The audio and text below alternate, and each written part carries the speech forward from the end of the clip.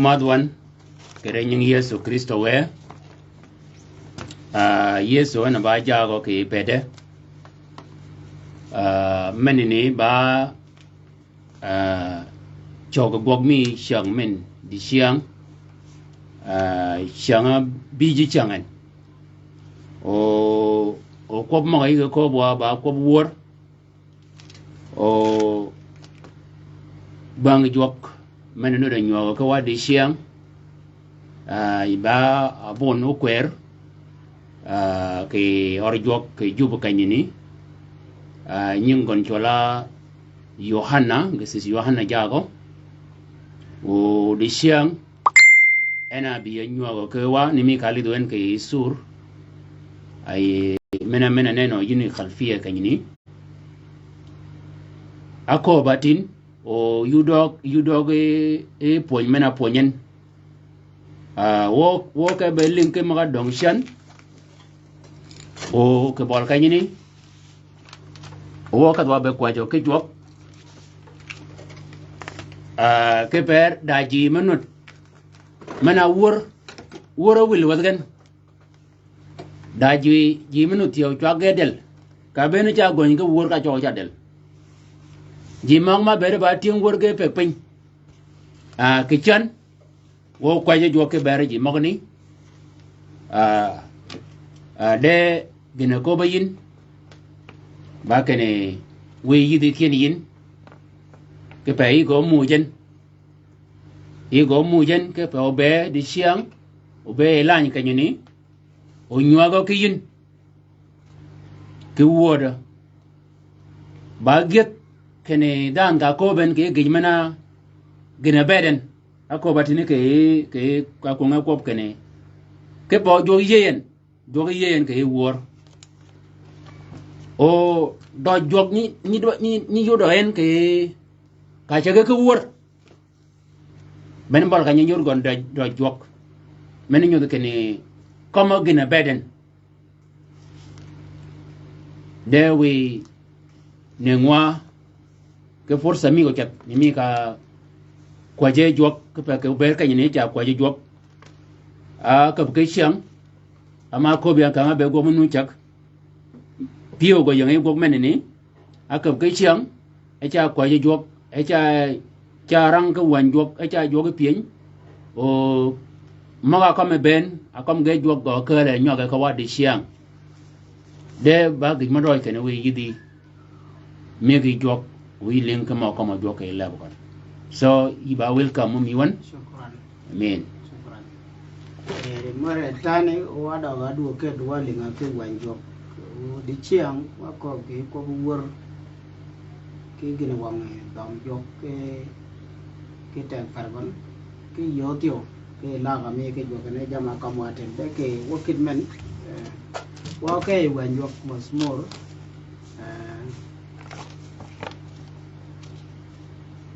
89 aya wahid مزمور 89 آية 1 بقول بمراحم مرب أغني إلى دهر لدهر فدهر أخبر عن حقك بفمي amen مزمور بقول بمراحم مرب أغني إلى دهر لدهر فدهر أخبر عن حقك بفمي so atene ken waling yan lade yo malaza yani cha pom ken yan ya ba yo mana ba asra wakit men ni jwana ken job kan ya go ke gene ke buda ba yo me wor yes ata lade fi tamalat maga al khasa ko la ngad wa ke bol jok nenen bi mi ma bisma ki fekin jimo nyiram gene ba yo ken ngane cha gene ana be ko telefon bitay to be ko be amal tikrar fi wor mena do adian ke pekon ya be de ya bon jom kon wor shi ka lorin yan ci ga loren ci be yida o ya bon jom la de ma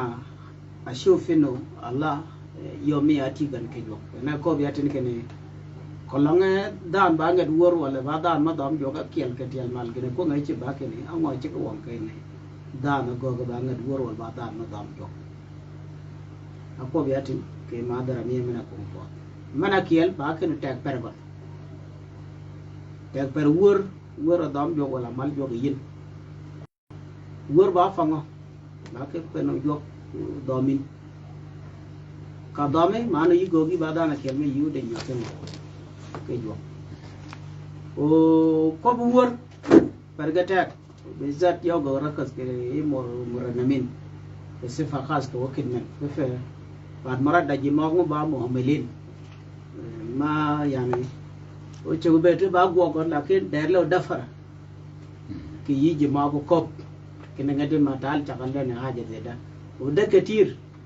yani gable manana nabga roa ke ori jo nana marena ba ya zede yan dan da dafaro kene ke go gina ngene ba buoge ya zai shokol fi tarnis yome kwa jin kene ngade gina ba buoge lakin hakan to gan an ko lango go no kwa ni ne ba juzu min hayami cha yodin kene ke dier da yo mo dom yo yin ke suru mo ba awsa min keda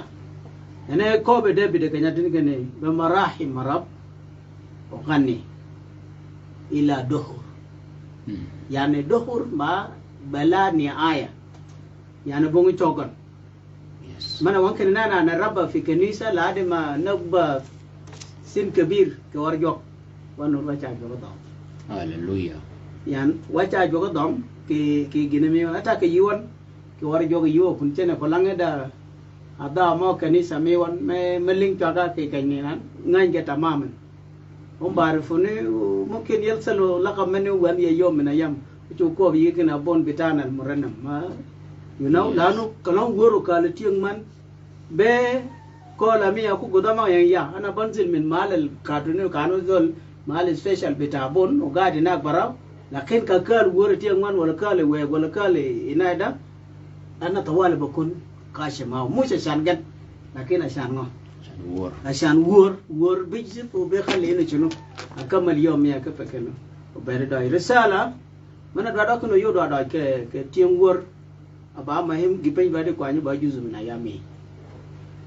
so kalau ngau kwanyo ay bajuzo min ayami ta yodin kin kedir jam magir jago ko de bi de kan bekna ona jimarang ke wajok da gicu isha go gan ke gini bekna ap kin felen ko ba e debit ke masmur tamaniyo tiso tamanin gibel ta yodin kin ba marahim Allah uranim ila duhur le duhur fi duhur بفمك يعني بحق فمي أنا شنو تخبر مانو كاكواني باجوز من حيامي نيميا مغلين بين كله كاكواني ور باغو من حيامي يبادو أكو بنان مك يبادو أكو كن ngada ke go kinangin ma wakat magni ketir fi حيامي ke moranamin yani kabayi bangat wor yiba yode kene dina gokin ana goga bajuzu min حيامي yana goga ba life يعني زي فنانين اللي غنوا في مالتا أنا جوجا بالله كجوالي أي مناسبة بمشي أجوجا بابيت ميكون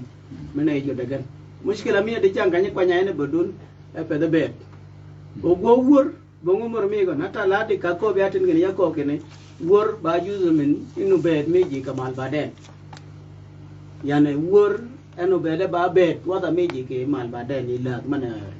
جابوا كبين كني لا دكوا كمال باجوز من أيام ميجي so kai jogda ke nana shunu nokunu muallafin ana ko be ke masmur kaman sito tizain aya wahid ranam li rab tarnima jadida ranam li rab ya sakin al ard jami'an diciang yani gogori cha wi wa fiyat ma ba mayen aywa ma gene ulama umur ma ba mayen jiko gan kwaye gena nyewor gena go wor kolange ba dwadinu gogen mena ba otol kan lakin wanjog be da nasa kan wa ben kulum kini wa ba ye yigon jimo yang pen ben kulum ya sakinil ard jami'an yes wa ben kulum ka ko ba kin wa ka ba dam jo kolange wor ka la murannam e kalen ne mi ga ko be atini gene ngana do kal wor ba da be da ngan yo ken wor men kalen e ba gaset gaset jok u nganyen tamam ka ko be ba gaset mano indo shinu maarifa matin Allah ga ma ba ami ma ke gon ba da go ci ka kal gon kalen e ngan yo tamam u yita asr e kobni ko wor yita asr ma u ba da shinu wujud mi misa mi tasir mi wor ke ja ya mi gon ke maarifa mi gon ke ja la ga mi gon ke joka kal gon ke wor ja yori ken kaman ay kun fi tasir bi tawle shinu do fiyat ma gon ke da kay mujtama men go wor men yes ne yorin ken jiben o ay mujtama me ba muktabar yoma dit ikhtibar mena ko be ko do lebetin yani woke dak ana da wanta fi noda bitayinu ya Allah nana فعلا ما ليت ياو بدأت كنيسة المشياغي الفيو وتغيير يصل في كنيسة في شنو ها جو الروحي الجابو ده يصل فيه بوضع هذا الشكل ده امين امين يعني جابوا ترنيمة المرنم اللي كان جاب ترنيمة قاصد والكان المرنمين اللي كان بيساندوا بيشيلوا ترنيمة وراه وكان قاصدين عشان كده الجو اللي كان موجود به ناس كبار في السن ما بتشوف انه كانوا ناس كبار بقوا اطفال كتاب ربنا لانه ليه كان في قصه عشان كده اجا ور مد ور يورغن وتايبرغو يورغن كبد تايبرغو يورغن ayuda kene jaw mane gogo di gogo ba wada di ci am ngany magane ji megir ni ta ko mane wor o kala filan keda wolo gogo filan keda wolo gogo filan keda lakin ku jen ke wanjo be da nas ji ben ga ba ye ke pekeno o gine ga gogan anga wan ko magni ka ko ba kene wakal wor wada ko ji mak ashanin yakhtabar yan yako watine ikhtibar mi yakin yaba juzu min dana kel makal wor yes o yan de ci anga ya qema mi musuli yan nanu saka bolun e yaba bon ya chola joka wor ban ka ungo ya chola wor ba da magalu ne ka warao gina dwaden alu ne ka la kala ban ka ungo ya chola yes ana dawa mi ji ma ba tala fi zaman mene ke da bet kene ko bu wor be mariya uladi ya sa ko la ngado aken gogan ki yo mene dwaden wala ki ngo wala ne la ana khuttar nima ba da na bam ci jaw mene kadan no la no yodan kene jok wa kam wor de ciang wada ko biye ki kaj maga yede wana wala ngi ba dana ken ma ba yenye jo ke pekan go wor kwa nizam fal kan yana ko boliyen yes ya ye kalal wor ma balak ya la mo ji mago ye ko nge wor yi ba gaset jo yes e wor ne yi nganyo ken ba jo ka dadin ke pekan dam wor ne ba jo ka dadin ke pekan jo ya nazal siyada megon ko wasab meji mago bon gan wori وبعد اختبر كن فعلا جان كل جان يو جوجين بعد مرات كبر كن همي غوك من وجين كوجين كيو كيا اتتفا من ور با واحد من كرد مي جوك مي چوال گجي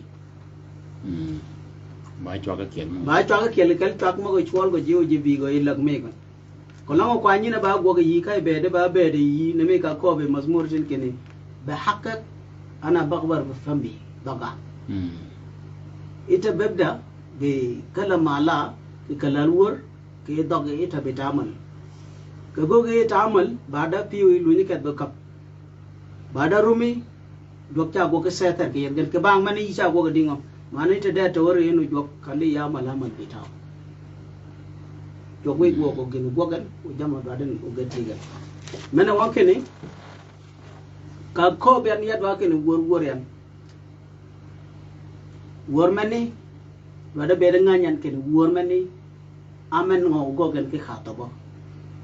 ayo ko comment yes ya amen o cholen ke wor mi atin ya chola jok lanu wokidak ana kan gaid masi lakin masi bel ism يا سلام ده وكي دنا اختبرت فيه انه يسوع وبعدنا علنت انه شنو باقي من اقول كوار جوك ده جزء من بقى حاجه تاكساي ده ضيع وقت انه ناس ماشيين ترانيم ماشيين نعمل شنو خلاص لكن وقت من انا اختبرت وعلنت انه يوم ني انا مولود ميلاد جديد ده يوم انا اختبرت ترنيم ده هللويا يس لان انا خطيت نفسي في مضب في مال ترنيمه المرنم بيرنم بكل طاقة بتاعه قدام ربنا وأنا كمان بتعاملنا بما لنا قاعد فيه جيبا وور لكن يجالين يجارم كي وور لا ما طلع دمو بتاعي في معنى بتاع كلمات بتاع ترنيمة كارومين كي وور ما يجارم مرنم جاور يجارم لا ما وصل ربنا وصل مطاف الأخيرة بكت yes te ba ko mo pergotek e go wor o kwa nywa ba juzu mina ya mi ko nangi ba da ba ma ba maranam ka ko wor ken yidwa ka be kal wor da yor ken yidwa ka ita ma shi talan siya da me joke ibed me jima lanu taarif tamam انه فعلا انا مداوم من ربنا عشان انا شنو اخدم في خدمه مي وور وكبا مني انت عرفت ربنا وربنا بيستخدمك حاجة انت بعمل تاني انت بتفكر انه انت ماشي تعلن انت ماشي تعلن ماشي ما يجوك في جماعة من وانكني برغوتات يروم كي كاني ديين كي مرنم كني كدير ور باغ بيجا كين ما برغوتات انغون وادي اد كو بكاي مانو وادي كو كني وادي بيدا اسلوب الحياة كو بني كو بدا بيدتين كني بمراحم رب اقني الى دهور لدهور وأخبر عن حقق بفمي ضغطان حق مي جوك كن جوا قالوا أنا كوبن كني كاتجين كن بورا كالين إنت عارف تماما إنه يكيف كودي زيك جالفون يكو كني كالا وور وجالفون بيمان وبعده وبيبفون كي وور بعدي يور كني يني تماشي تالانو تماشي تالان سيادة مي جوك هللويا كيف جماعك هللويا كيا في حياتي الطبيعي أنا ماشي أخدم أنا قاعد أخد أمية لور كن ور كلامكو مكاي يوم كادك أجو ور لأنه كل ما يكون ور ترى قلوب بتاعنا أفكار بتاعنا بيجي بناس كابين بتاخدمة بيجا الناس جاهزين ينزل فودو مغواج وبعدها دوما موبيل جو بدينه جكابين من وانكني كاكل ور ده إعلان لدعوة أو استعداد لمشي ميجوا كيده من واميدا أنا يومنا رما كبكني كاكدين كاي كاور كالين بعد يوركني تماشي تخبر تماشي تعلن ملك الملوك وسط ميجي أنا كوب رنموا لرب يا ساكن الأرض جميعا نخبر الآخرين أنا gina pargota kepe moranam atin yakob kepe kop kene kobe kene bad marat moranam gina cibin iba risala may job mana kiden magoge sagdamo kepe kono jimo gayegen kolang jamma ga yodin ke bet me dadi yorgen felen jamong ni de kale bangin adwade job ke daw mena jonde yin lanu wor ba wahid min yawman adwade job ke pekono ji cholen woji ketir yikin jimago linga sa ke ikhtabar mi anu jimago ling kolanga todo fursa na ke jako ganana ikhtabarta allah ana gebelta yeswa ikala tarnin lanu wor ana bede ba azama mena ba mejo mana bar yogan kolanga yudin kini bada ma ba yenyi jok felen ke pekono gwong ni gogin alok tarnima yi be di bada no gor ma gwong ni mana wan ke bongo kin me nuzul jadi ga ba gergen da jima ba for example gono di ye mo tamat ma ga kana isma ga mukhtalafa da jima no huma fi sin de go kula de sa ga no behebu yes yan ga no ga go ga jok lanu le agoga ba gipin manganyen magwogan yan magwogan ke feken ogwogan khidma men alo khidma me tan fer wor ke be ka goga na bazlu mana yor kene gina dwadin ke feken ogwa kene al galib tafid do mashia me jok yo men ba me piu ka kadani ke be gok ke feken jok malin ita bayalan min kalal fammak nami ka ko be debitin min haqqat akhbarak bi fammi ki hakmi ana bagbarak bi fammi yani fammi geli betatak ina yodi kene taranim pargata udi chiang ka be wur pargata ina yodi ne ko longi kat ka e sai kwanyin ke zaman mi jil ladi al fena da cha yudin kin jime gir geting male jok ke ko wur hallelujah o kalid ga ben ke cha met o ka kat din ka wur kwanyin ke kalal ka de me cha wur cha yudin kin wur man ne yang haya filan kida amen yani rabara wasa ta khum ashane no chuno go gal ga ba ji ma war risala ni wor do ena yodi kini yan ya bada na kian ma ko yana lakin tizain fimia ba ji ma bi ki yor do o ke da ko ni ya gane kanisa al mashiyage ga doj ta fama ka ba wor la no ke da o makan fi shinu fi to se mi risala ke pe wor ena yodi kene akobe masmur kene haleluya random la rabtar nima jadid taqannu bitasbih fi mafal shunu mafal atqiya yani kaje de ka ba kai kwere kai kenya sa ba nyu do kena ba kai ngo nyu wor taban ka ko kene yigo gi ba morana fa kai me ba kai me tan lakin ay gi pin betaleg ba mashiyat allah inta bam shi ba molena yes mana wankene kakobe morana makan kene haleluya random la rabtar nima jadid taqannu bitasbihu fi mahfal atqiyahi ya jimogatir yan ke bol ke kany wasat mi jimogodingo jimogatir yes kany bi haddadinu job domin e kany bango jomo ba ma haya ke fekeno jogogo dingo gogo kane ke wasat mi jikane taqannu wor ka worin yidwa ko kene ana mal ana gada gane fiuda de mal khas ana yode kene ke shab israel jamma ko da go ke pekano jok kalo dam jima go yige de jam go ben gin jakob tiang bul kon go bul gan mo go kon go kan mo go kana biel biso tamam yala bada je ke ben je ke bol jok e ken mo ba me ba wa de ke pekano jok malakane e bay filme se kiya ya charum gene wa we guang ne kwa nywa ba jidi fi da yami ko langi ba da na kelma ba juzu min wahid min ji ma go ga istaghna wala da ma waqat masalan me ko kene chagi da beden so ana sali min ajlak wa rabbana yahrak minni chagi jadal ko ye bung zaman ma ko ba kene wa pe ga pe yani yang buden ya ba muranam ya cha chu wor mana nganya cha woran ka woran ya ba gas kina mana ababan akada begini unless ko langi jow mena yang kane ba da wor jok dom gan mano ga ya jow ma ga tar ma ga do ya be ma laja to be kan yiju ko shi juwa ko mana kar go ta ka fe nana nakhtabar go mana ba go jok be mi ke muradam o bada nakhbar al akhirin كيف جنا يورا كده يا رب نسمع فاصل صحيح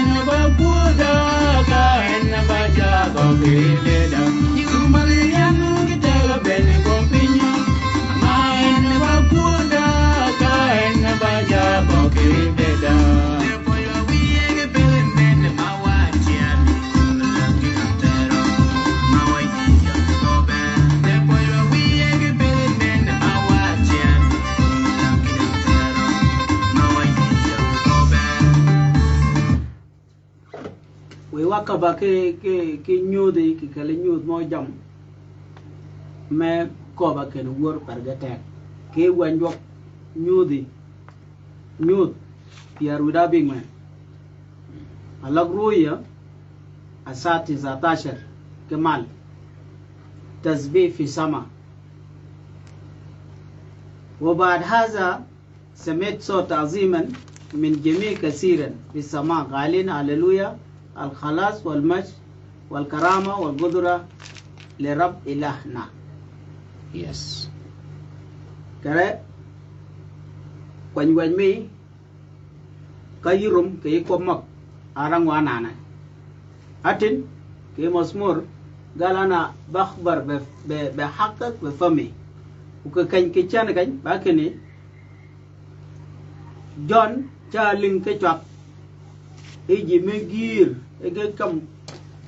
phoj ba mo jok yet ke duang ke dongon le jok joge mana wan ke ni wor ka kwanye ba juza min haya an baden nana benam shi be shuno wane isbo ina baden na nana chukbet eno bede ba gwo ka ko ba ke ko wor da yot kini do bede ba wahid min jam ma pargatak ma ci ba ma juza kini goga ya da kaj mo ga not ke ye do ba chir bongan me ko ba ngana kel ke gina yeyin ibada kun yi ko pa ba kanya bene kan gene bi ko ke gina ngin nganyan kene ya ko ya ba da na kel me ba juzu min ji mo nyo point ko bon do Amen. so men lo ngan ke go ene go gen do yine kan jene ya maranam ban marat wani chir ke ya ka ma ga da wa da ke no ya khodule na fatla ke na wa ile lang ya ma ya no do ko ta ban marat ginu cho ko ke ya mala de ne ginangin ye da o be da barnami ke kanyangin ibabi gini ba gogit ita dayat munai nasa ita tadaya nas wala ita ga tadaya nafsak lana ba juzu min gogme mayi ke fe kan gogit do kolangi ye ke fe kan jok ita takbar be famak hak Allah mana wanka ni go gi ba hala ma go sakdam mana bungdan di chiang mo ko kan yada to mo kalo to men ni wod be de ba go ga sakdam the same ke yin ke jok kalau kita dah nak kian ba ngad word me jok ke kalal word yin ba hala me kon mana go ga sak dam ke ay wakit men ram kan ana yode ke na roye cha nyu ke jamo ba wade kemal khalas ke mash ke karama ke kudra le rab ilahna yani ma wan ken jam mak ben ta'zim le jok ikram jok ismailait majid الله يتعظم الله ياخذ مكان بتاعه في حياتك وفي حياة الناس الآخرين وبعد إنت أتخدم كيو من بادير رسالة مية لكل مرنمين ونحن نمشي لبعض مجا أسب جندوار جوا باكن جندوار يود باكن إنت تكون في تنزل ممشي من بعمي جوا ما تحمل لأنه يمال بيوديك برا من إطار من بعمي جوا وما تشارك حياتك يبقى تشوف بني بقى فنان اثنين فنانين انت تكون فنان كورجوك انت تكون فنان كمالتان ما بيجي ايوه وكاين بنا كان يوتيوب يا بيجي كاين وي بيجا كاين كاين نقطه منني يدا جي ما تولي جوكا غن جوكا غور o gene ne ken ga baji ma ba ne joka غور lakin kanya pa de pin men ba ko tu mo man ka pa de pin ka yori cha pe pin ayori cha pe pin kan ka be no jok kay wor ke de ba ka kay wor a pe pin ka ka le ji ma ga ba wor ji ma ni no tunan ke ka ni anen ka nya ba ka wor dai na ka jo ujur dai na ka ya wo nyal wo mana nyom tio ba jal wor ka mi de ke chi kon da ko lon akat kay wor wien akat pe pin ka nyene a pe ka le ji ba ke ne go wor na anen ke ne dai ke ne bol ka wor ba bol ka ni po dorum ba ka ni be da nu nyom so ji mo ne mo go ko bi di no yo kwer Yohana da sual da ke fe jimong ni ya cha rum kene ne mi ka ko ba ten kene wan jok be da kulu mu'minin kene ke ber ga ba ji mi mal jok ko la nga da ji ma kat marahil ma masalan ko la da na ñom aka do da pe ke ji ba da ma ñu wor wen ye da jama yo mu chu ke fa ngana masalan chu ber kene abede gok mana gogan bong za da mi ke bet mi ka maram so ka wana maral ma ka pe pe mana kiel o chu bede bong te je min gada te je min gada kene kalas maral ma yumu ga de jon yumu ga de jon bada mungkin ida fursa ma ba gok mi bong amano ulong e gok la no mohiba wal gok mana wegin kalal wor mana wegin ba yina goge o bayi na ba mo da ke fa kanu gëna gogen o bo ngay gifin be hik mi ci ami joke be mi kom la ya na yi gifin ma we gën jok bong yigen bong gën ma joge ki gel mai nyumanan nyuma chola yi jok o nyoma chola yi jok de ka nyuma ni chuop ka nyum mi go chuop yore jok cha yore wong ni cha wen ke bang ka me ke nyol o nyol mon ke me ke jok tio so يعني أنا إجابة مية منا كيال باكني يدا مشكلة في كنيسة في بصفة عامة في جنوب السودان يا كنت كنايس ما كيال لكن في بعض من كنايس أنا اختبرته كني أقول جزء من حياة ده بنيرام كني جانكت مرال من مراحل ما كيا التبي ما كبا كوب جوك لانو دان كلامي نوم ما باتبي وين جوك أنا كوب كني نوم دامون yes so marahal mene yinu dia war jok mungkin mo yini kat igo dom ke kany me pada bebong daw me ke kane mana wang kene yin yida hak e changi ba chi jang ke nyare no di chakat bu fiji me ba misale mano da sake ya kana ma manganya gaidin ata nyol gani trapo go ge ba ji ma da dar la ke fine ay ganu ga kanyo biya mana go ga nasha ke ngan mene men biya mene uma kadine tagar wala elan warta me kanisa اليوم كنيسة وبيقول إنه كان عمر المعين يعني يام شباب ياو بس مع الترنيمة أكين بونجين مرام كني دوك ما كان جوجا بانgan dong waliana ba bon de bung moranamin to kaya lun ku kat so cha yudin kinila da ya do kanyo ba do bi ya do ko kun so mani ba juzu min haya ma do ago wala fo le ji ma bi ngabiya imma makan acha ata lo ita jawasa marahil ma fi hayatak ita ma mungkin ata godu taqalli gina ba ba khidma mi ana ko biatin kini lo ita tafham tamaman gina gogin ba gogor ka gogi ke fi mo tamam ma fi ay haja tani bigdar bigib lanu ita fa kolango yodin kini dana goge ikhtabar amal tasmani kif ko kini yan yaji kala wor ma balak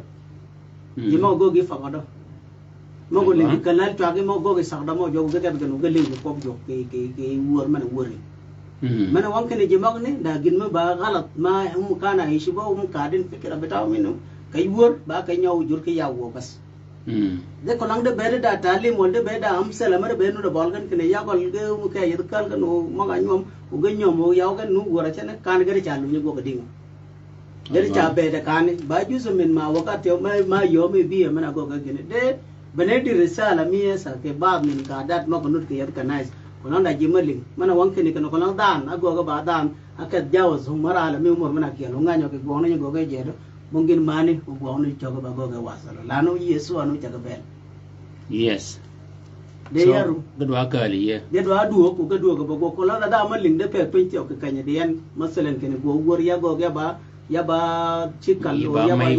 mai wal ya ba jangkal ya ba da gini la ده ما فكرة الله ده فكرة بتاع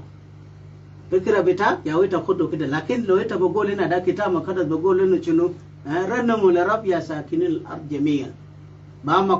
ما في فرزنا ولا ما في تمييز كل الناس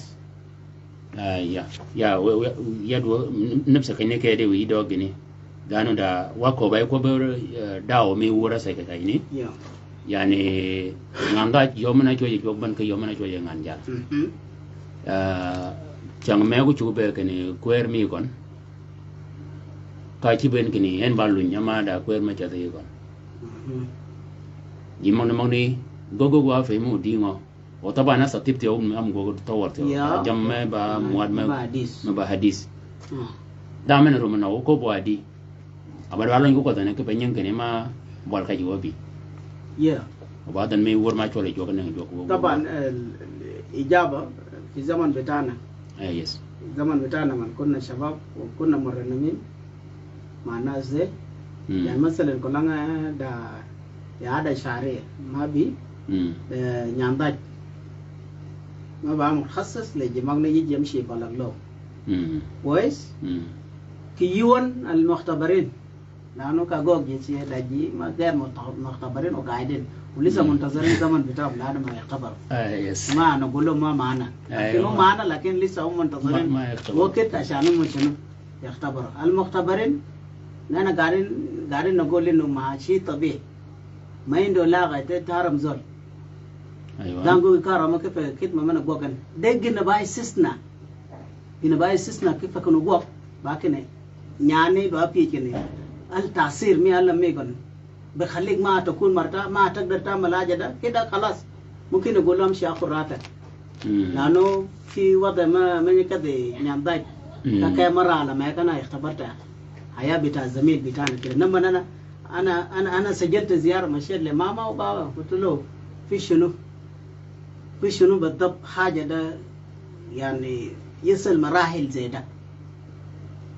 لما زول يربط بطنه وينوم 7 يوم ما بقدر يعمل أي حاجة حتى العادي شايف في بيت ما بعمل ده في فام بتاعنا الناس المختبرين قلنا إنه ده في وراه شنو دوا مانور سا دوا مانور ممكن يكون ده خطة شيطانية يوم مشينا ملنا جلسات مع ماما ملنا جلسات مع بابا قلنا له ده يد بتاع الشيطان أنا نصلي وبعد ربنا يشيله له ده حاجة طبيعي ما بطريقة زي ده بالفعل أنا صلينا يوم هذا اليوم زال لو سامع كلامي في ماله فيه ويقول فعلا كلام قاعد يقول أبونا ده 100% ده ياول فرصة أنا قاعد نديله ما باي خدمة بتاعه لأنه ده خدمة بتاعه وده حاجة طبيعي ربنا يو كتبه كده سو حاجة المكتوب ما بنخلق حاجة تاني ولا ما بنعرف زول إنه زي خاطئ في فهم بتاع ناس تانيين ما مختبرين سو واحد من جزء من حياة ده إنه الكواير في ناس يتخصصوا من بنات يكون عنده بلاغات بتاع شنو بتاع فتيات بنات الصغار ديل بنات ديل يلا بعد يديو نادا بعد يديو شرط في الزمن اللي تقول قبل إنه في تطور ده خلاص ده بكون مشكلة في إنسان البدء المعرف زمن بتاعه لأنه بعد مرات بكون في تذبذب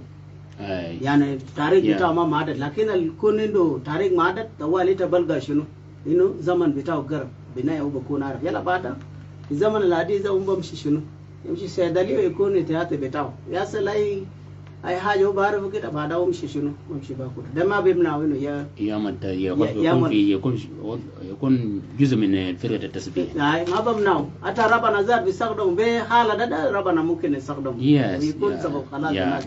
ده حاجة ده نعمله إنه نصلي من أجل الناس ده كمان إنه ربنا يدوم يلا في كلام بتاع أنا ده كوب ما كده يعني معلش كن ده بنيانجي ده بنيانجي يعني كنا باكن داجي ما كمنوت كبang kabere ken orjok bong to maput bong bul maput jama ba mong nyepo de musika ka bokon so jini ke wok gaji de jima ba forok ma yige de fanane no kiyina alat mo ko ba muktamil yige ponyi ko ne ga go ba ngo ga ba jima wor kom lab uduka beni ken da barnamij orjok ke cha do ko chiwol ken obi ko no wor ango go ke bari jima barnamij المهم الجواب بتاعي زي ما قلت قبل أنا بجاوب وفن لاختبار بتاعي شخصي يس ما أنا كنت عايش في حتة ده أنا ما كنت كوير بنمشي نرنم في أماكن ما فيه نادا ما فيه ما محل ما فيه اسم ربنا هنا وفي كنيسة أنا بيجي من الرنم يعني أنت يا مثلا لما يختبر شخصي ده بتاعي أصلا أيوة جن ما هو مياكي كبات جن ما مي كبات سو بيجي بعد أنا كل يا بعد جزء من أكل كتير تيم ورو جزء منه كلام ده جن ما هو كل باي يا بأكواني يبأكواني كي مساو ميون كي شباب ميون كبيرون يا بأكواني so kolong guru kalian manu jica oi wal jica cong mate aywa kolong ba magag wala ba ke wal ba ngonciga kan ke marahil magni ana kan dera shilu mai nendel aywa akin ma gedirta ma gedirta ke pegan ke kadaga yo lana yo dan kene ata gura kam watin ashano yiko yi be di ba muranam da iltizamat ma ba shakhsiyya kamun ke jo lanu wadan ngana da ber kan ber ba zon muranam kadasa bet kwer lanu jong wori zat ba jong godingo ayo kwer ma kwer wakit men ka naman dina ino filani ta yaw bakot wakit dak na na gare nam shishim ni tama ita bakot inda yom beta gita kato ino lele la de yom beta jesa betai ita yituonin yi bede bol jok buku bad bukura ita shunu ita tam shitaranam so ji mong na mong ni kiya ma da ba chugo beda bang la ji yom yes yi ba chugo be yi ba to ma kany mek yi go sakdamo yi pot tom ngan mek o ji tom fodi go kunni ko langi ke berum ke regan cha yudin kinda darar o da jam mari ji mi go ke sama ke kono jam ne ke choke alidin so mushkila ba ke ne ji mog ne nana na sallim na jilu hallelujah عشان ما يختبروا يعني في مشكلة هنا في عدم اختبار في ناس مسيحيين مسيحيين قبا مسيحيين لكن في المسيحيين ما بقى مختبرين ويسوع ما فاتلهم باب شوية لحد ما يختبروا ايوه لما يختبر وبراو بقول فعلا ده الفترة أنا عملته ده فترة تجعالة بتاعنا ما بقول which wo ke bed mena ba bed ke ngana gog ya zato so ka yur gon ke bed mena yuren ke ba bed me ku wo kalas rabana istakhtabu ba da kalas chan ke dete barja da ga yu wor mena ye ya jogatit yes ka go ga garono ke kalal wor nyanga me jano mara nam cha wor o ma shi jaw u be da gi ngang chang ulan man jamanut ben go lan be ma fiu mana na jat na shunu jamma ko nyugo ke na nyugo ke wa so ke ket mami yakiel mi wo ubeda gi ngang changu na nyamal jama nu de be do lan cha jama kompe go lan tio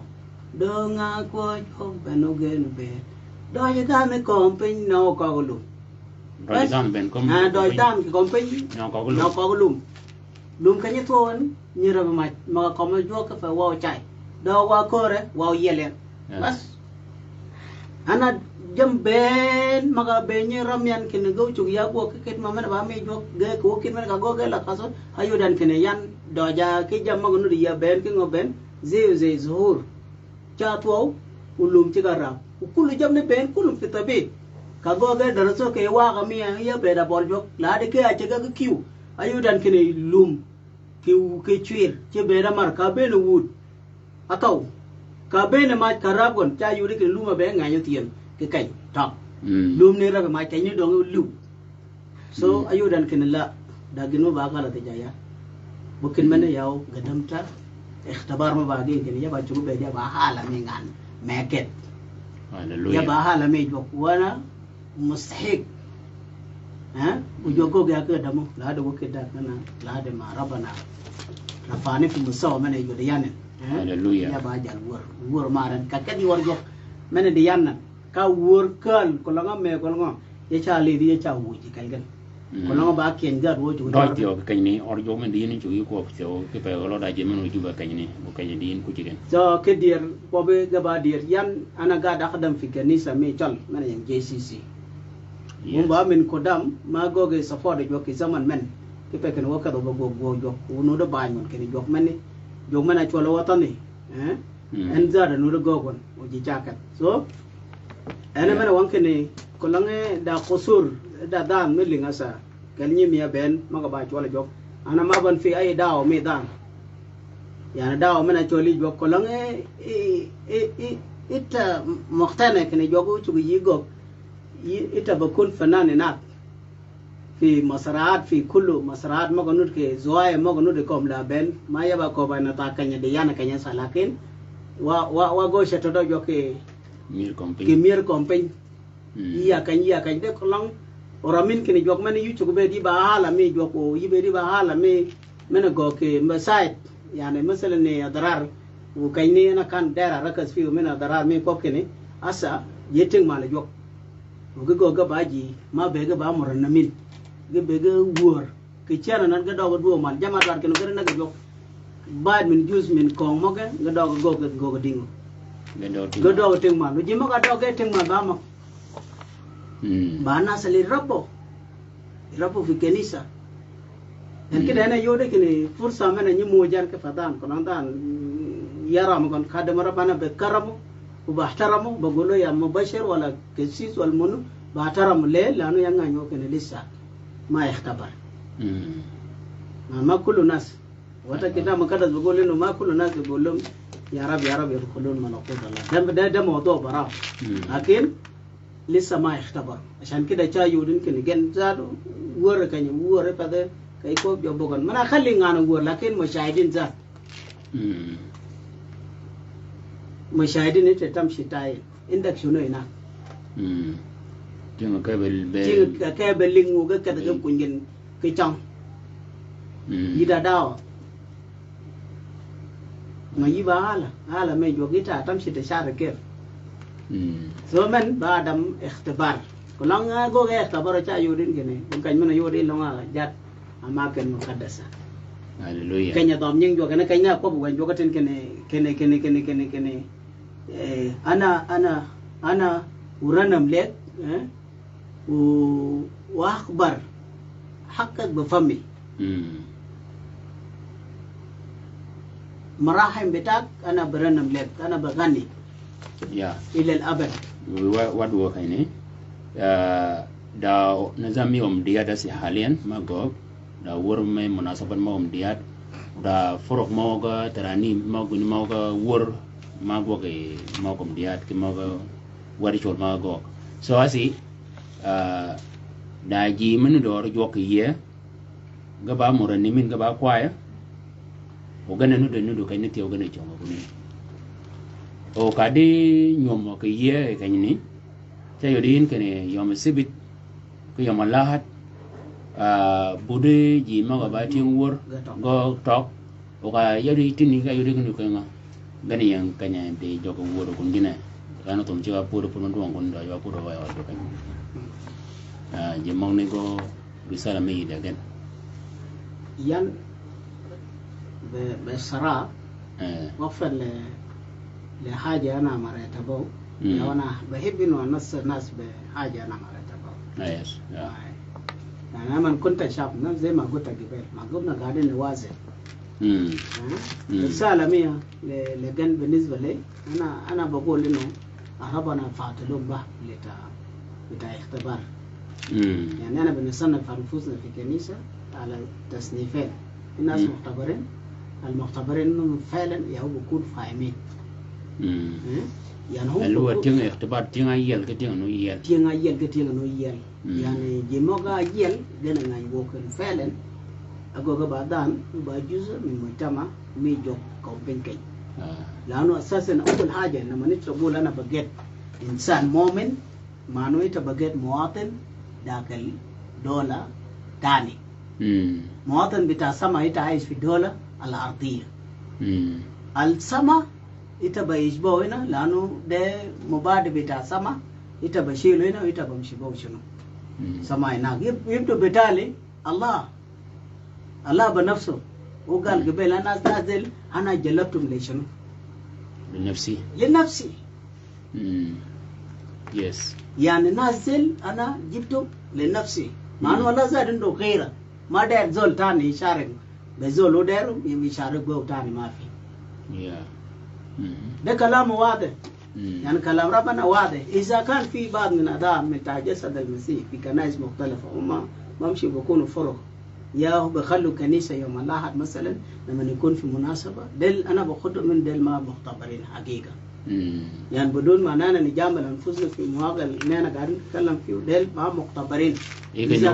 يجنوا ميجا جوك ولا ما داغو علاوة بتاع يسوع le lanu yesu azad ora Allah gadin ne kallam fi da galinu shabda na jalabto ita moda min Allah li nafsu ما في زول تاني وداير عشان يكون قاعد في صف معه وداير أنت شخصيا عشان أنت تختبر أنت تكون حالة بتاعه اللي بيستخدم حالة بتاعه بيستخدم أنا ما ننقد ناس زي لأنه يقول لهم يا كده لكن لا حق أن تقال إذا ربنا دعا لأنه تدا من كده نقول لك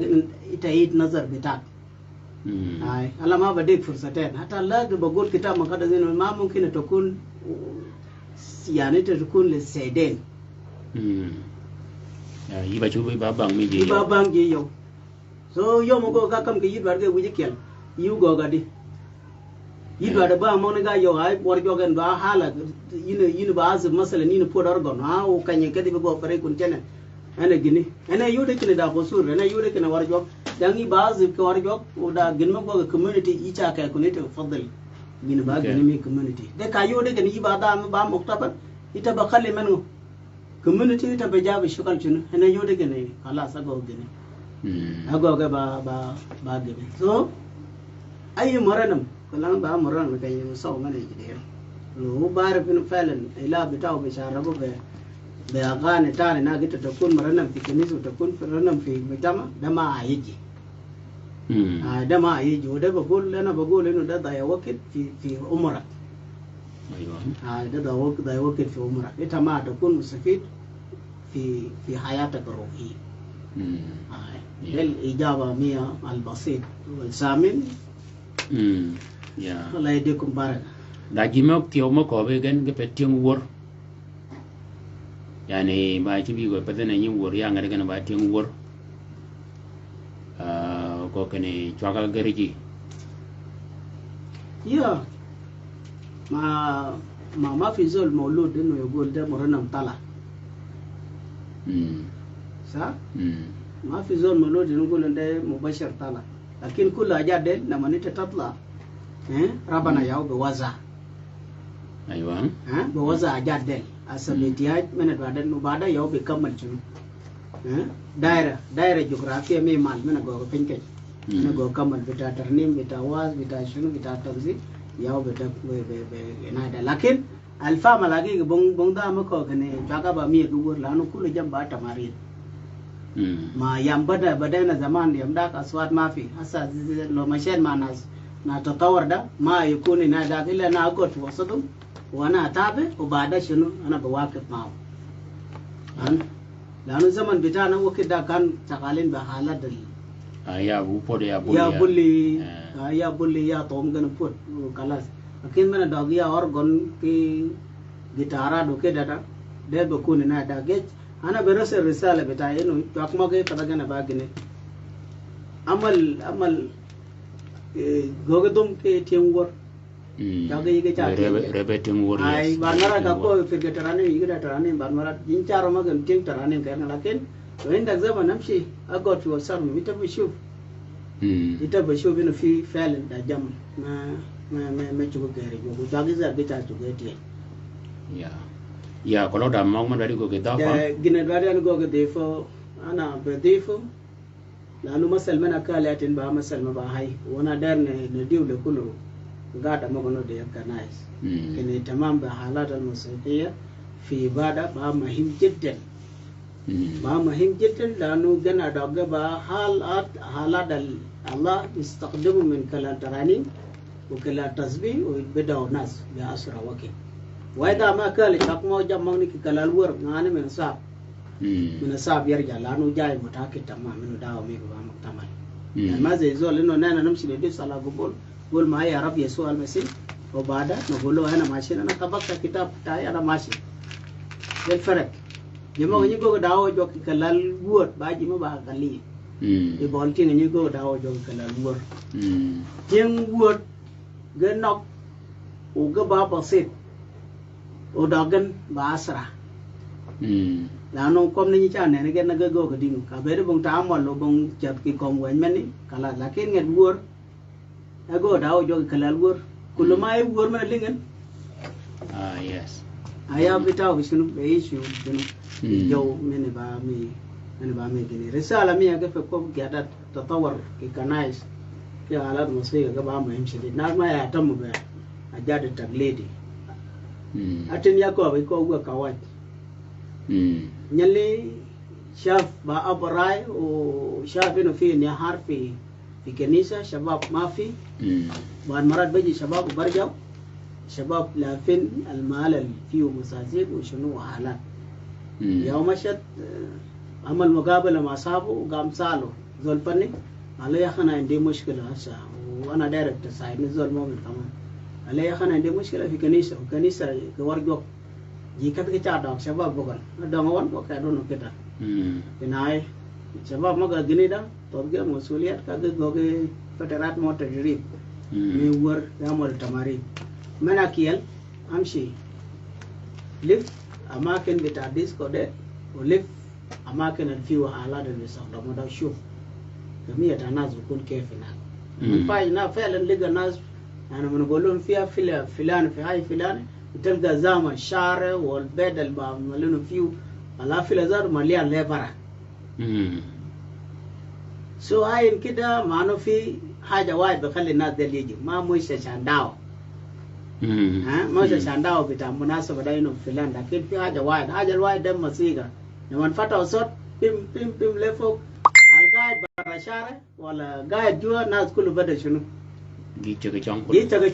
جيتشا percong kan tawali disisgam kata baca data kepada masalah sahabat dia kana masyadina lagi dinu fi hajat samaat kubar ukeda na manfatao ata shuare alnas fiu zadu badal kan fiu munasaba malian wa shuara malian na manfatao samaat nas kullu bada shunu yargus fi shuara taban uriya indom minas malian yes so ushab inu keda yau badar ومشت بدأ يصلي وبعد ربنا داو حالات وجاء قام يستخدم حالات وبعد أسبوع الأول أسبوع تاني من دل سماعات وكلام كتير كنيسة شنو مالا يعني أنا داير أقول شنو أنا جيما كبا قاعدة كورجوا ناس ما يعتم جيما كبا بيج ما كان يجوا يوم كده جوا مال كاننا ما تفتكر كده دا ما كده منو بي كودور منا يجوا بي جوا بعدور مي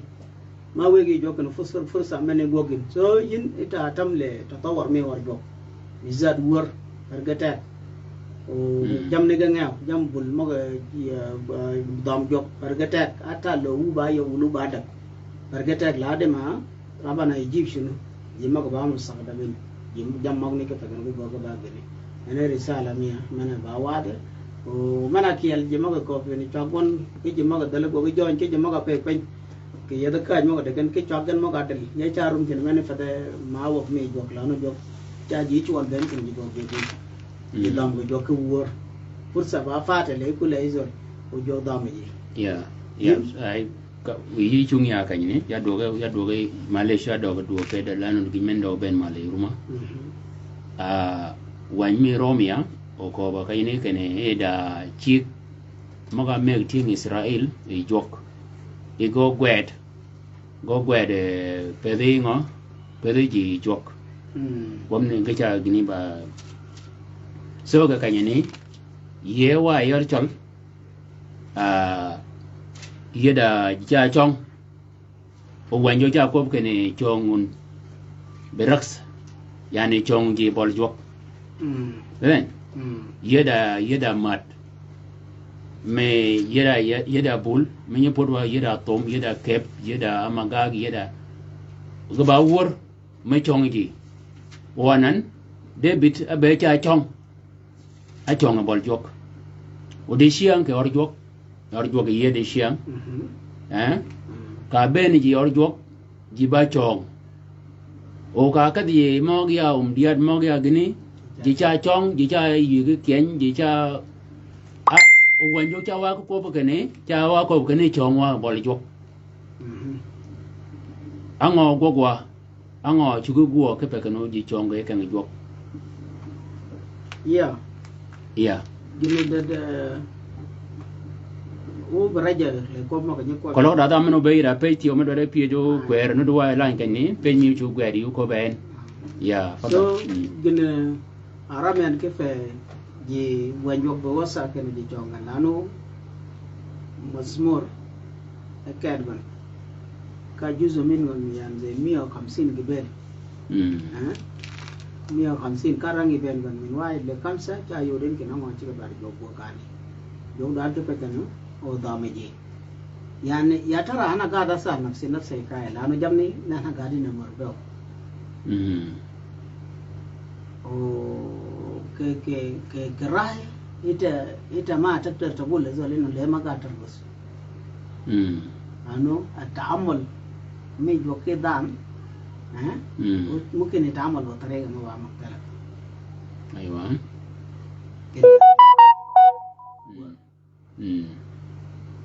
بعد مرات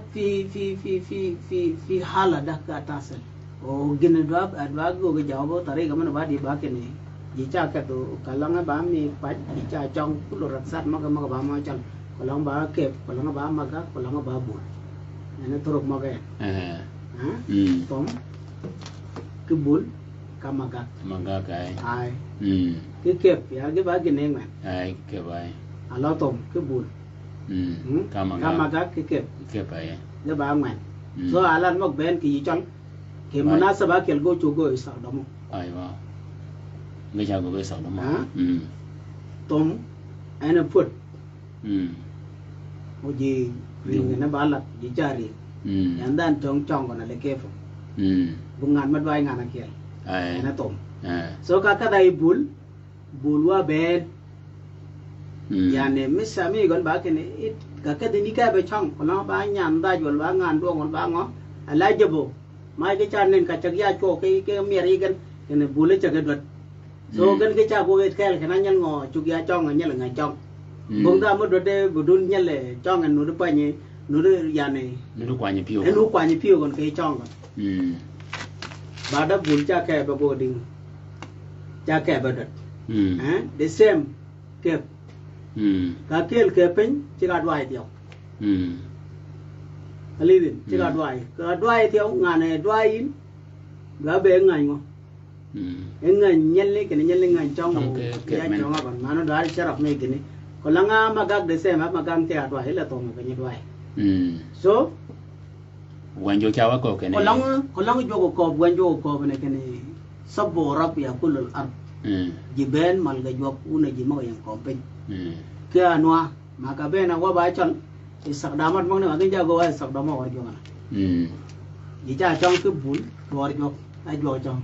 do di po jo ki pe jo ma mu jen ka mo mu ja ta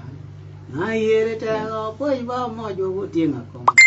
kai ma lau mi ti an ki pe ti nga ye kita nana ke mo minin wa be wa cha chong wa cho nga da chong ka chong go we ana farek the same cap wa cha chong yeso wa jo go nga ne ye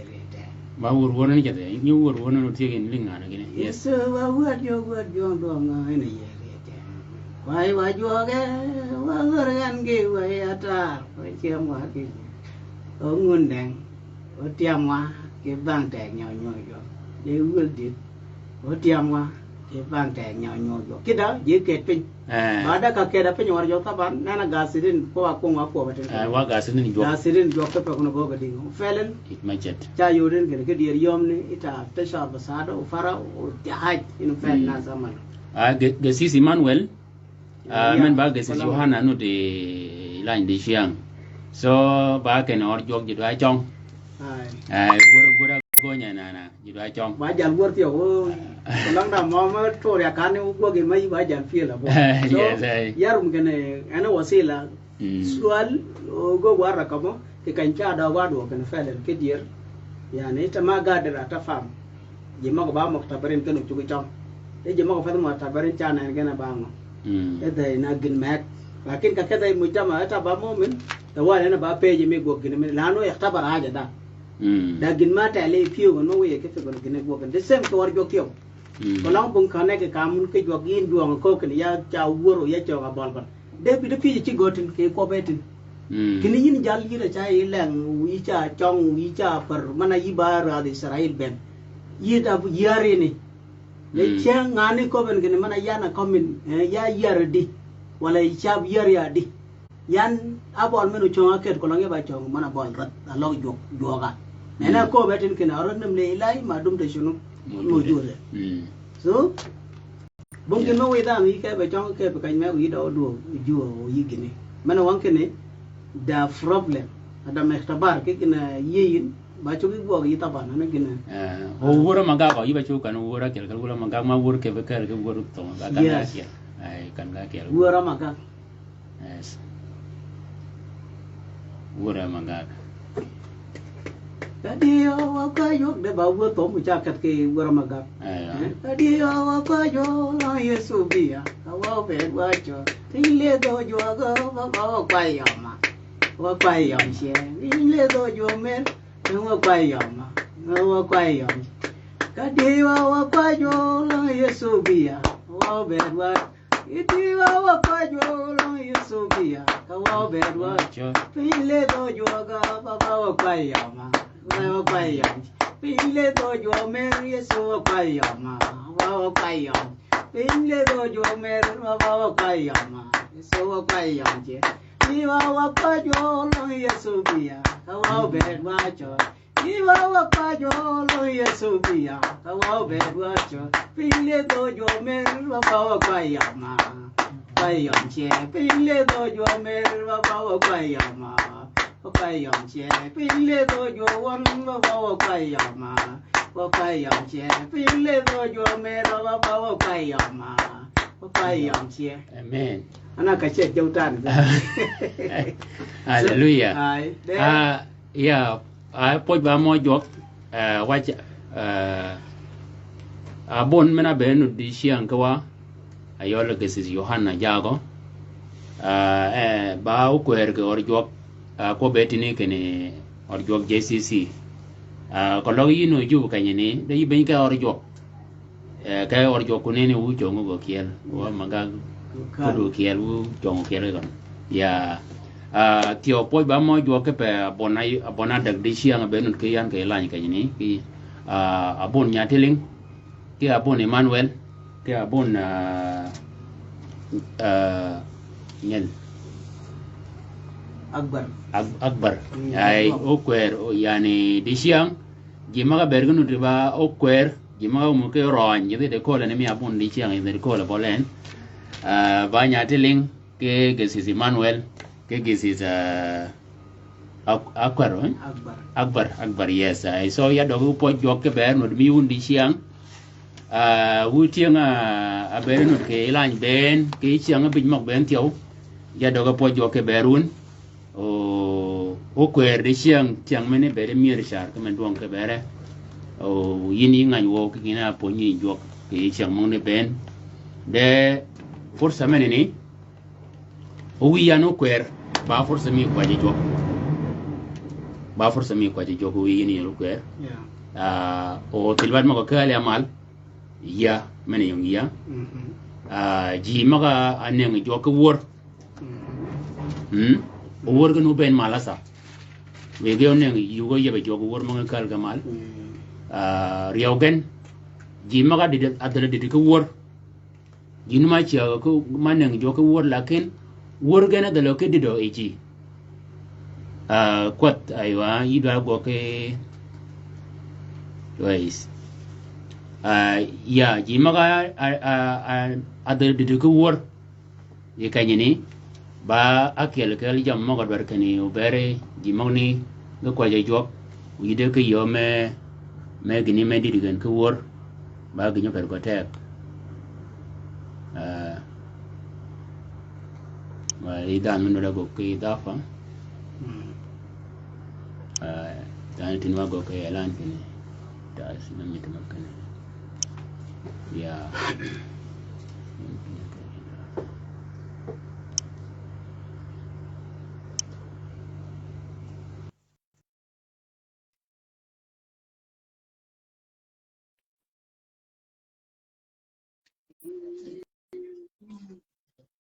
gimaga dara de ko wor gaba gimaga berga kwa jwa jok tiyo dagen ba gimaga jwa ga del o ke goy ken jwa ga del wor banyen yani ge ba lu ngor ngwen gan ba ji maga wuro wil wat gan ji wuro nu ma wil wat gan so wo kwa ke ber ji mang no tiyo da ji ma poni wuro ke kala to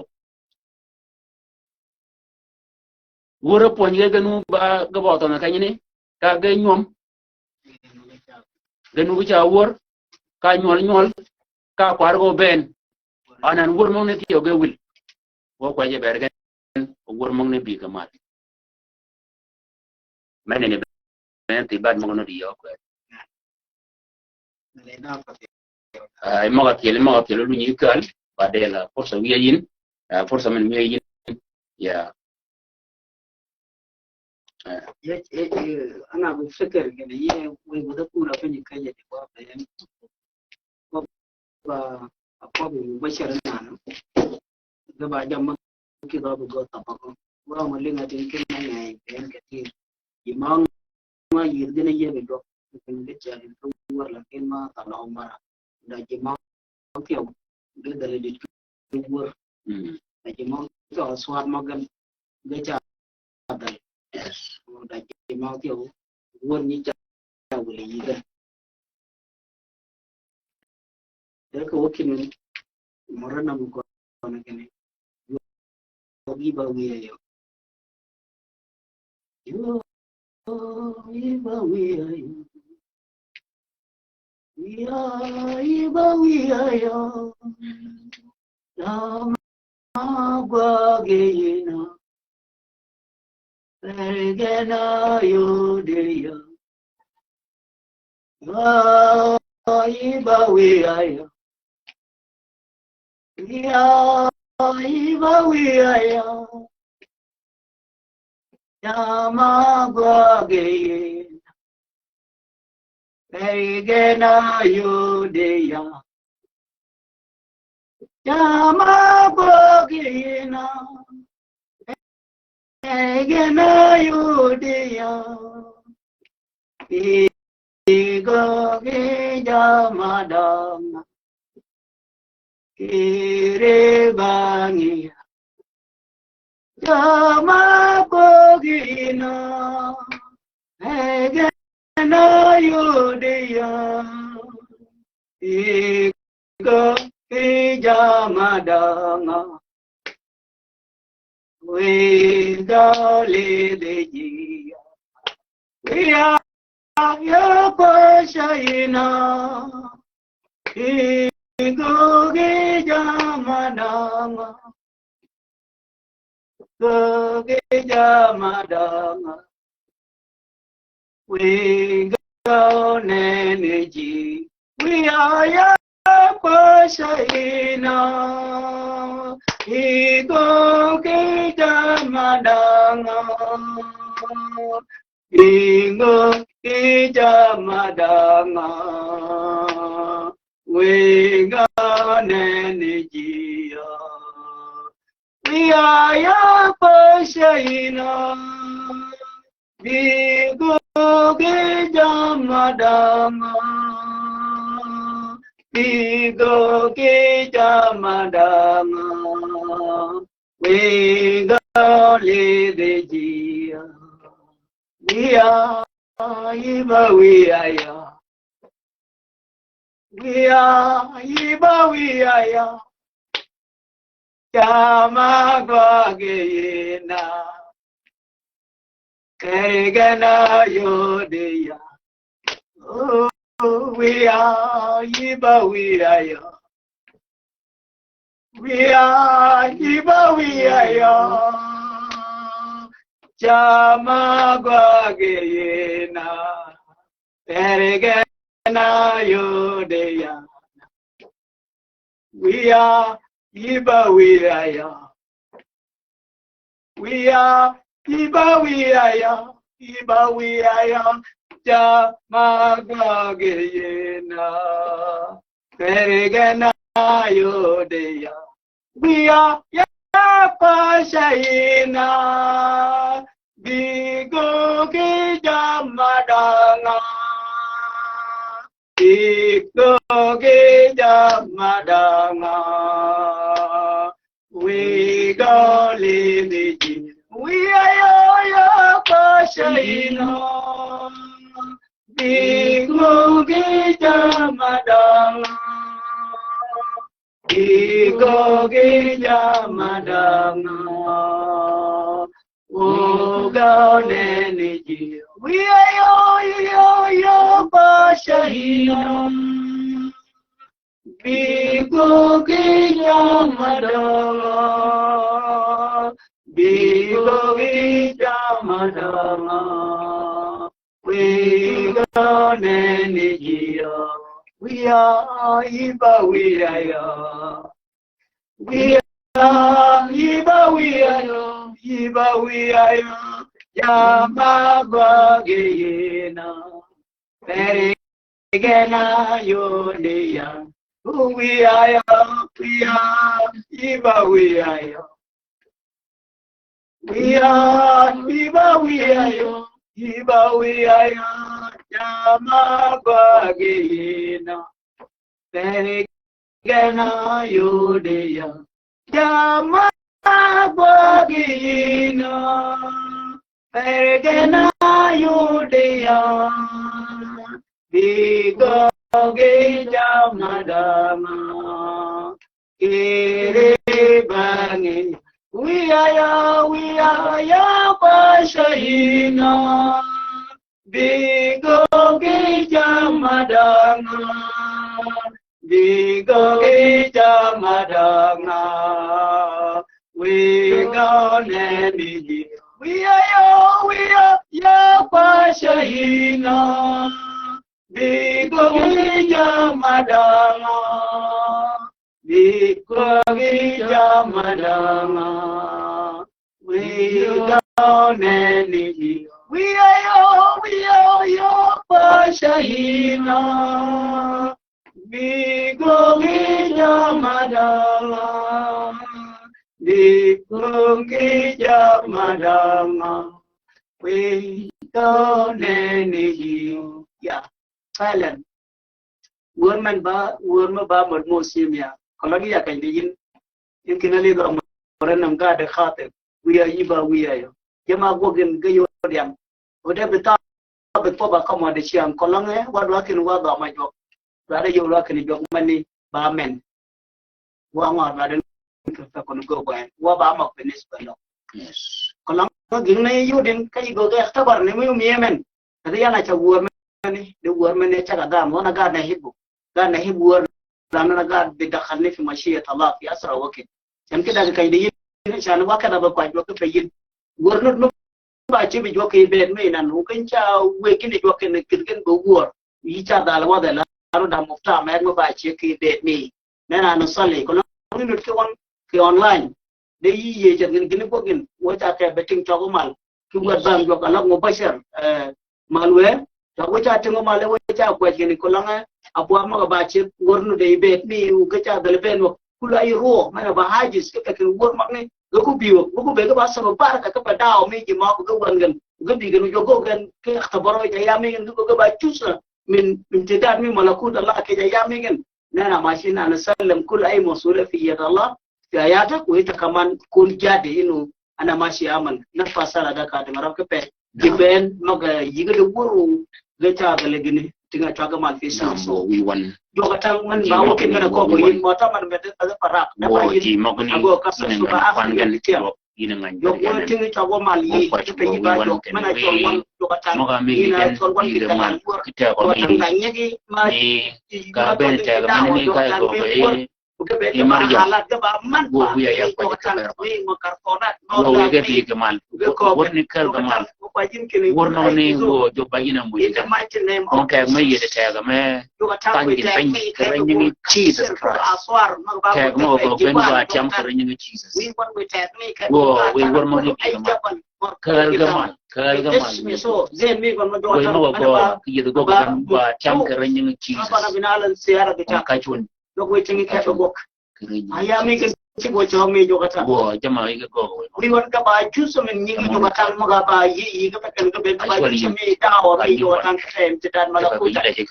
we won kare yo yel ga wor men ni ay fi ayam ta men go wor me wo jahalu ke halan sultan ga no go we go jahalu ka wor mo pergan ida tamajid ya Allah Jesus yes wakabe kwa joke pe ko biji yimo ni didu wor ban marat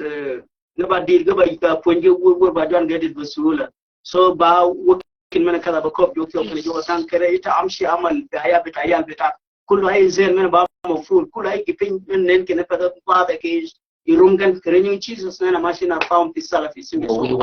abana jotan ko wajin ko wakin men ke mo ni wor mo jin ba ke te jotan wor ana so men aya ina ngani wo ka da men ne jotan ko ba dit tiken jotan ken we ne yin ki ta ko mi du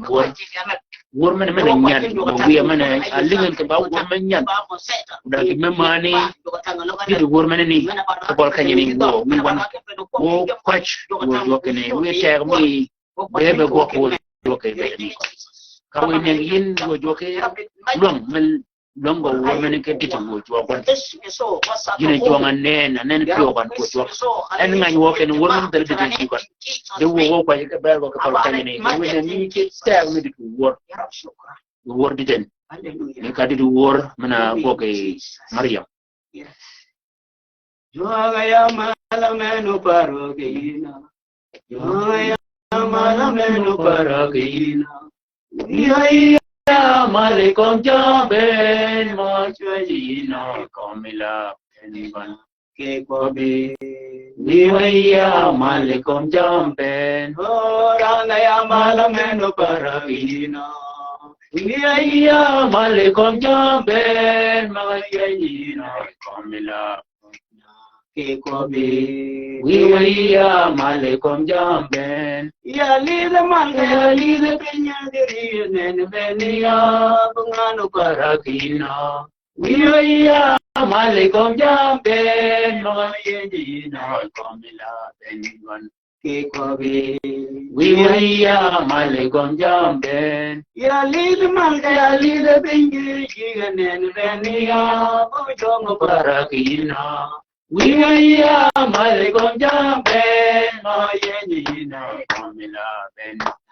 ke kobi ya malikom jamben orana ya malamenu parakina ya malikom jamben mayejina kamila ben ke kobi ya malikom jamben Lejuanga ya malamenu parakina ya malikom jamben mayejina kamila ben ke kobi ya malikom jamben ya lide pinga ya lide malgiri gira nen benia bunganu parakina ya malikom jamben mayejina kamila ben ke kobi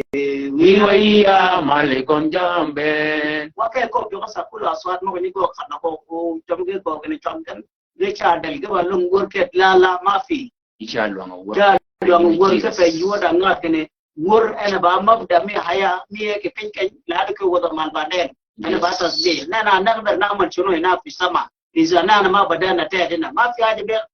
sod mi bungin mi chugi yekene chaka ga balung gor wala chaka dal ga ba to ما في انت بتسلم ايام بتاعك ونانا نسحبه بالصلاه انه ربنا يعمل فيه في وقت ده نرفع الصلاه ده wo wi wan wo ko je ba yin ngai twaken wo jama to twaken gen ngai inde ya shi la majmi wo to we jama ne ra ba majmi wi wan ya lo tango pajin ko wo kwaje to ba kanyene wo wi wan wi bi de wo ke ba mi gen wo to wo twaken wi lo yin wo to wi la je ken ko wo Joga bere la ko wor to ketel wo to ke mo ke to ken wo to jam ni ke turi wo kerenyi ni Yesu Kristo mon kachun kerenyi ni Jesus wo to mo to mo ke to mo ta wo ke ta mo ba hak mi gan wo to ke ni la ke to wo ke jamanan am mi to go yo bon hak mi to go menani cái bang mình ya ko gi bang hak de do mal cái do kai chok man na kare nyang Jesus wo ya kwa je kan da man ni win di chak chaga ke la jigin ko wor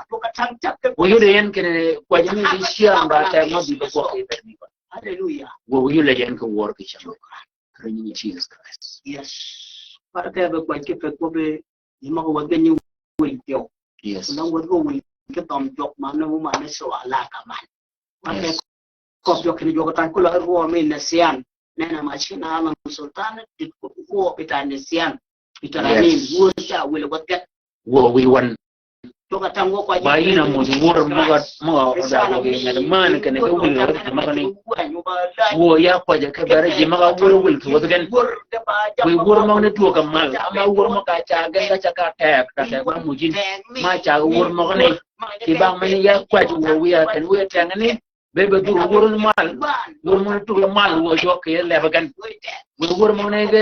ta ne ta nga cha wor nanam ding wor ba ta ga me yen ko ne lo me cha ka wor me lo me ko wor ke ta ne wananda ta ga ma bi mu ga ka wor me wil ya kwa wor ka ne wor ta mana be ni lo ka ngani wor ni wata ne do be go ko ke bo ka ni wo jo di ma a wor wil wat kan wo ya wor ne par gan wor ne par gan wo ya yin jo ma ne ne wo ke ji ma wo de wil ke wor in ma ta da kan Jesus Christ في إبادتك يا رب من الله الحي من القادر وهي كيف كان يقول قبل ما قبل ميجا باين ما كان يقول ده يقول من ما كان يقول ما تقول عاصم يا الله يجي يجوا شوي يوم شوي ما كان يقول yes ya waina duanga ke mali ya waina duanga ke mali Ataya wiya waina ko yes oh ya wiya ya malayin ki ataya wiya waina duanga ke mali ataya wiya waina ko bilagiya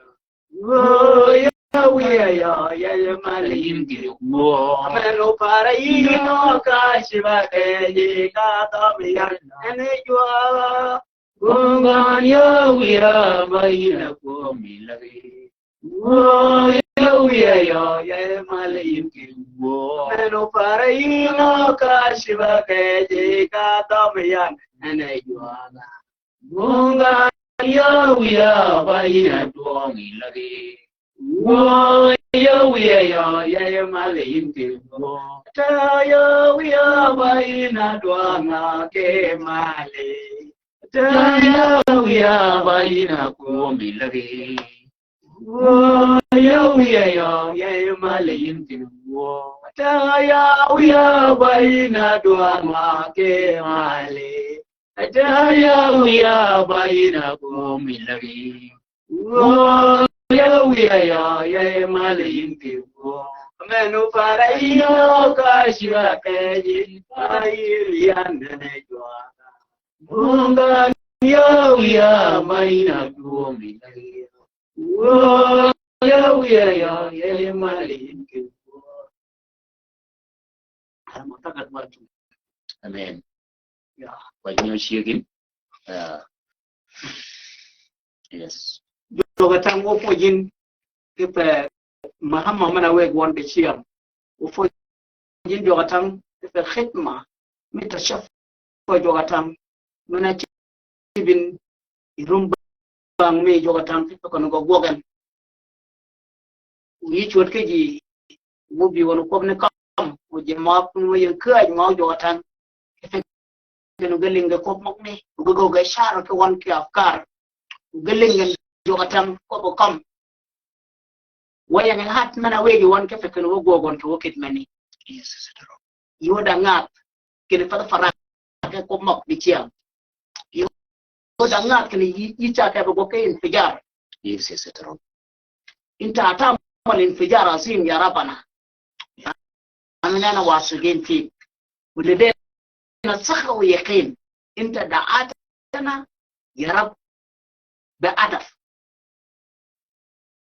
Yes. Kita syukran ya Rabbana min kullu masamin magwan ben do kata mo yang kai no gaban.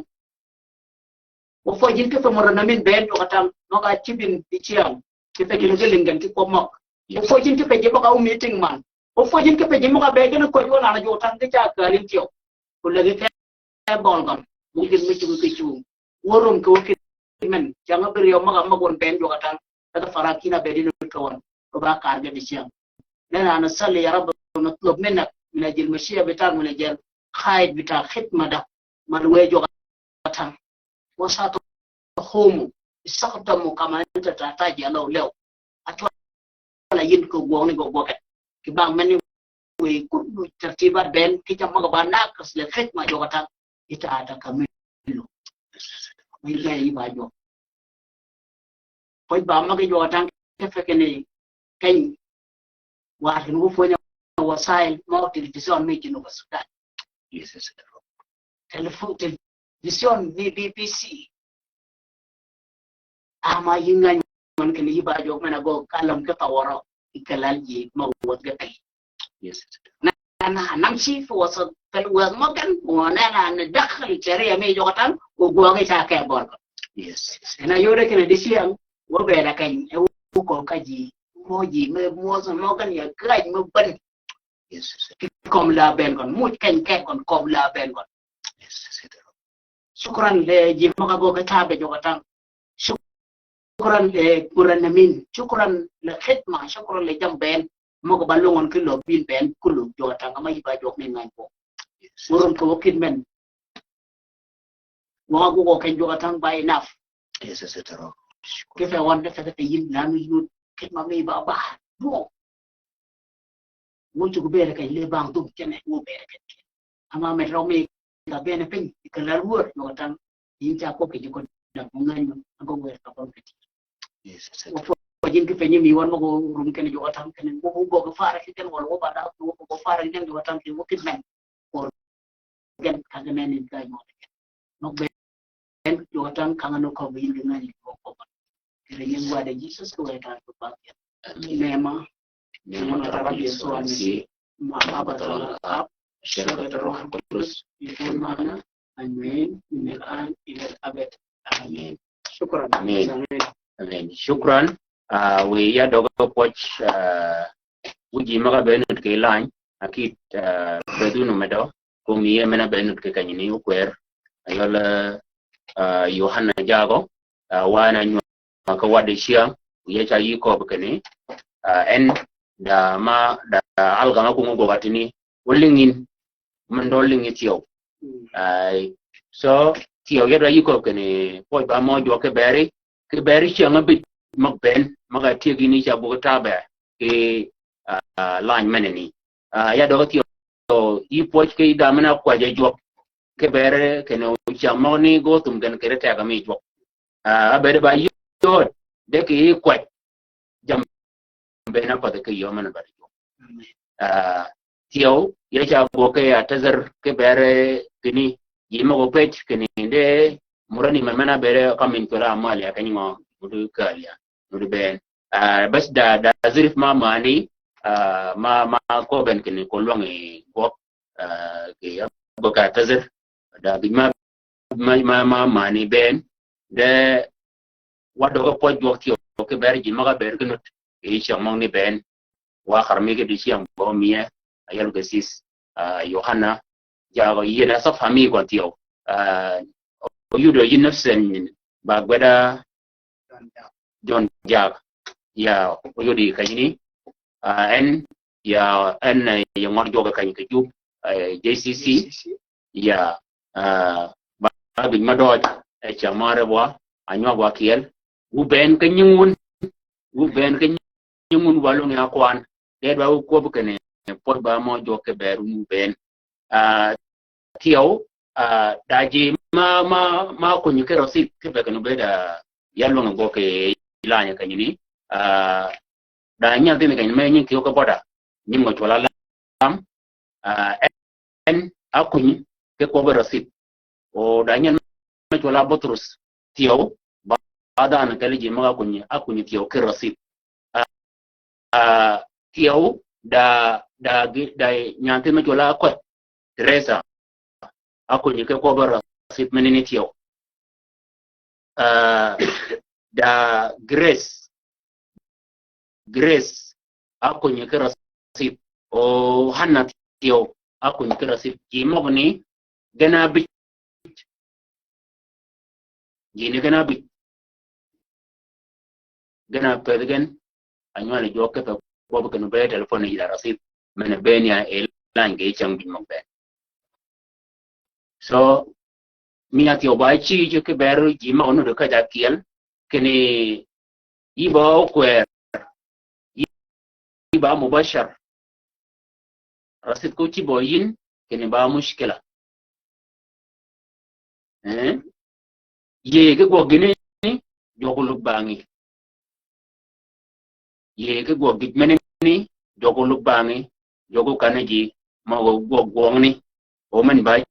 ci tiyo ke ko bi nu ko yal yes ba ci ke beri ke go gon cha lo ngo ke yomi ba aw rasidai tung ka ya bi ya go ga bo lakin ke di ke bo ba che ke bene ni nyele go ke ka bora ago jan ko ya rasid nyangol ko yoda rasid sa so jok cha go ke yomi ba ani yoro di ayodi di siang kan wago ke maraten tele yo di siang ni be ba ti la ke siang ngabo so u be nu ba po u je ti o ma kwa ke ba kwa je mi ti o ana ka ba go ke ba ji ma jinge yen so u ben kulokum ba po wa shukran gasis Yohana shukran mimi kanya ayeyin dugme yu chura dan me ka ngani mo yulu nyeleng ko bi ko go share ko yin ka je gebe jo kala so shukran u ben amen